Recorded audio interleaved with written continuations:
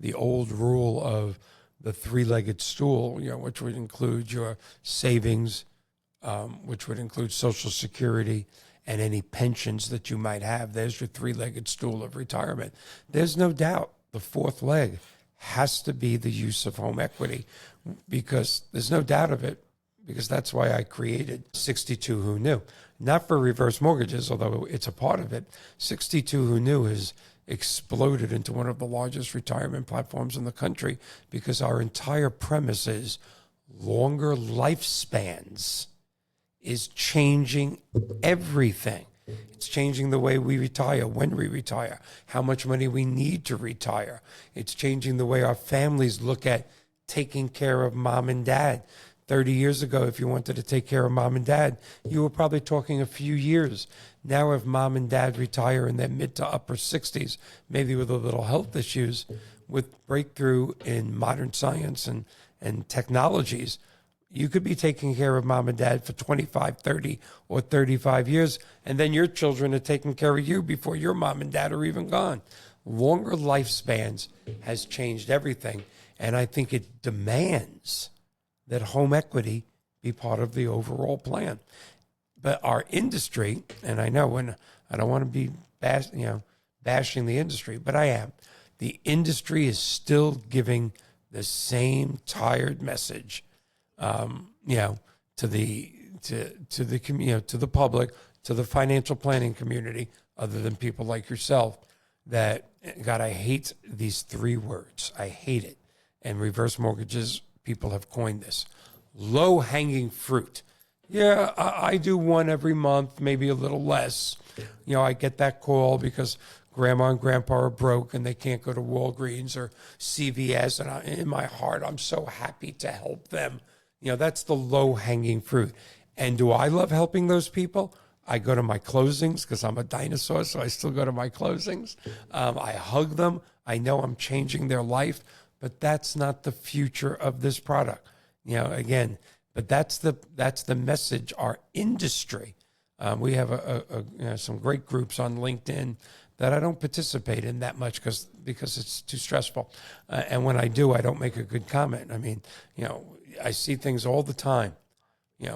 Financial planners feel home equity could enhance the quality of life of a senior. Really? Wow. That's what, you and I have been saying for 25 years. That's the headline of an article. And I said this to you during our preamble. What's tomorrow's headline? Water. It's awfully wet. I mean, talk about stating the obvious. If you're a diabetic, stay out of the bakery. Really? Thank you, Captain Obvious. When are we going to become a little deeper as an industry with a message? Before your heart rate gets up too high, settle down a bit, because, it's not just our industry. We're not just talking about the reverse mortgage industry or the mortgage industry in general. We are talking about the retirement industry. Shame on all of those financial advisors that have not read Wade Pfau's book or checked into the facts about home equity should be used in most cases, not a few. Where are they at? We can bash our industry of loan officers all we want. The vast majority of financial advisors don't have a clue about including home equity. Where is their education? Why aren't they pushing it? Because their clients are going to be in a worse position because they did not talk about it. And they say, I can't talk about home equity.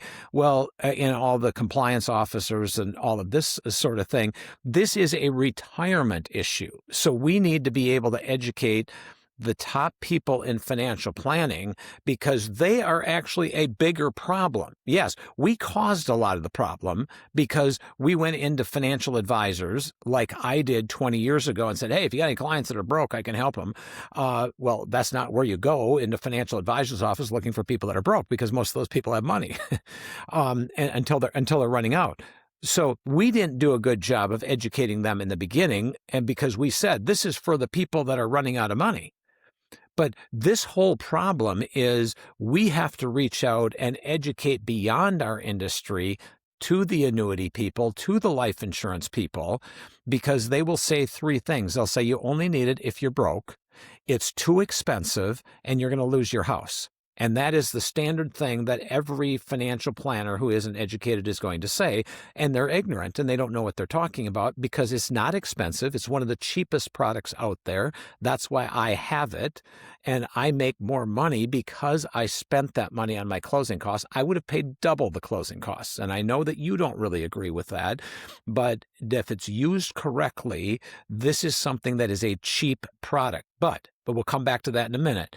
But the issue is if the financial advisors understand that this isn't for people that are broke. Yes, we'll help the people that are broke, but that's not the primary purpose.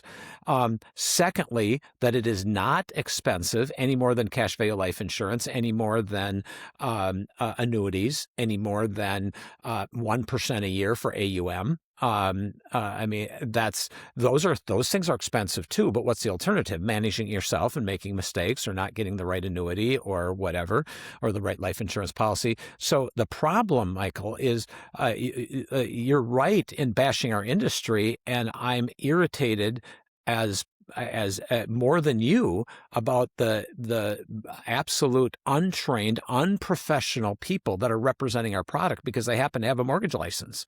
And I hate that kind of stuff because they screw stuff up and they make us all look bad because they are not taking it serious as a business. But it's a bigger issue. It's how does this fit in with everybody's retirement plan?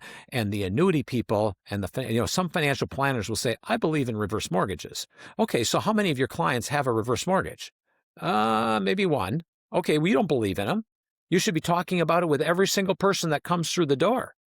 And so, if you want to start beating people up, you got to go into the financial planning process and beat them up too. I'm just saying, if you're going to get your boxing gloves out, don't just punch the reverse mortgage people.